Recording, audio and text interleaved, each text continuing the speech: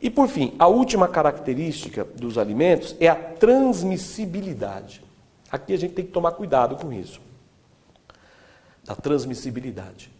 Significa a obrigação de alimentos transmite aos herdeiros do devedor até as forças da herança. Transmite aos herdeiros do devedor até as forças da herança. Artigo 1700 do Código Civil. Bom, então é uma transmissibilidade pós-morte. Vamos deixar claro isso. Transmissibilidade pós-morte. Tá? Morre o sujeito que pagava alimentos. Os herdeiros têm que continuar pagando.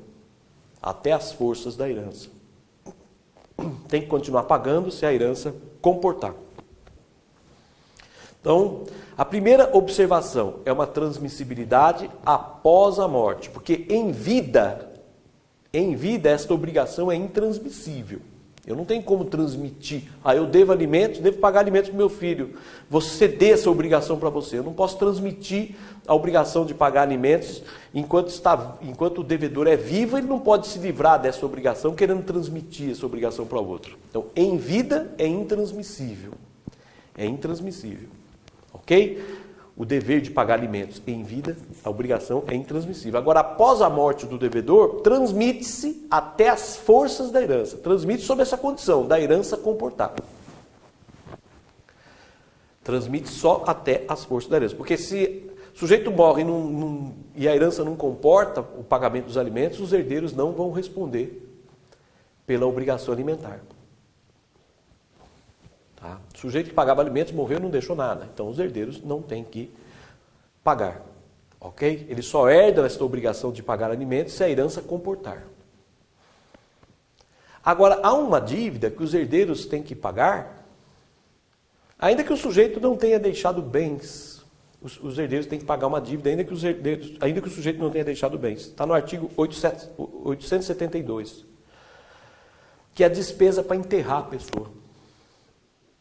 O sujeito morreu e os parentes não quiseram saber nem de enterrar aquela pessoa. Daí teve um terceiro lá que providenciou o enterro.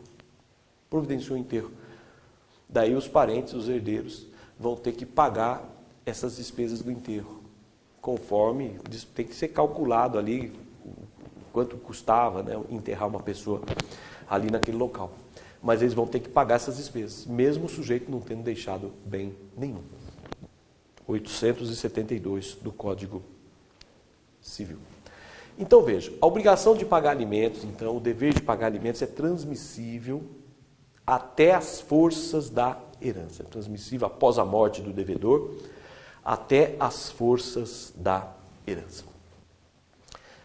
Agora, aí tem duas interpretações aí. A primeira interpretação, só se transmite a obrigação de continuar pagando. Isto é, só se transmite a obrigação se já havia uma sentença condenatória obrigando o devedor a pagar. Quer dizer, se o devedor, antes de morrer, já tinha sido condenado a pagar alimentos,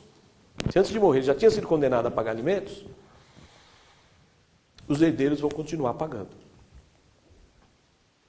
Agora, se não havia condenação nenhuma, não se pode mover a ação de alimentos contra os herdeiros. Essa é uma interpretação.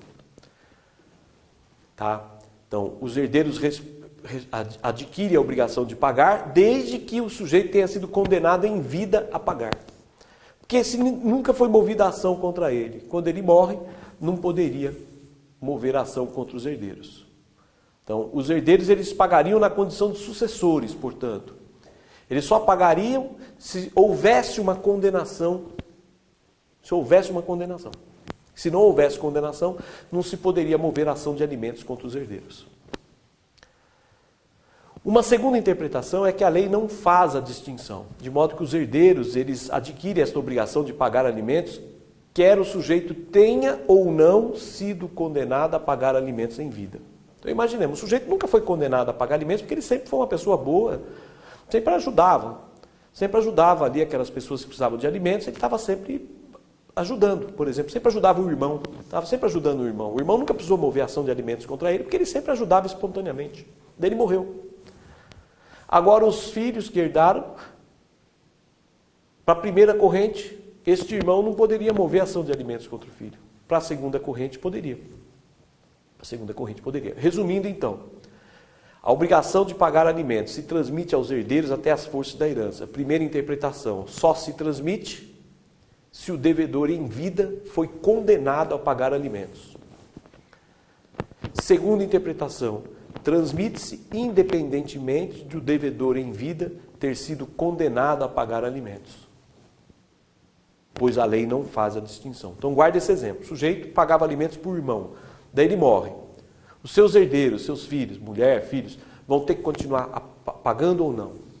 Bom, se em vida ele tinha sido condenado a pagar alimentos por aquele irmão, é pacífico que os herdeiros vão ter que continuar pagando até as forças da herança. Agora, se em vida ele não tinha sido condenado, daí tem duas correntes, se este irmão poderia ou não mover a ação contra esses herdeiros. Uma primeira corrente diz que não, uma segunda corrente, que me parece a mais correta, diz que sim. E ainda, falando sobre a transmissibilidade da obrigação de alimentos, né, nós podemos dizer a obrigação de alimentos, ela é personalíssima, sim. É personalíssima, porém, vamos lá. Por que é personalíssima? Porque em vida não se pode transmitir a obrigação de pagar. O direito de receber alimentos também é intransmissível, salvo os atrasados. Então percebam, em vida não se pode não se pode transmitir a obrigação. Após a morte transmite, mas até as forças da herança. Ok.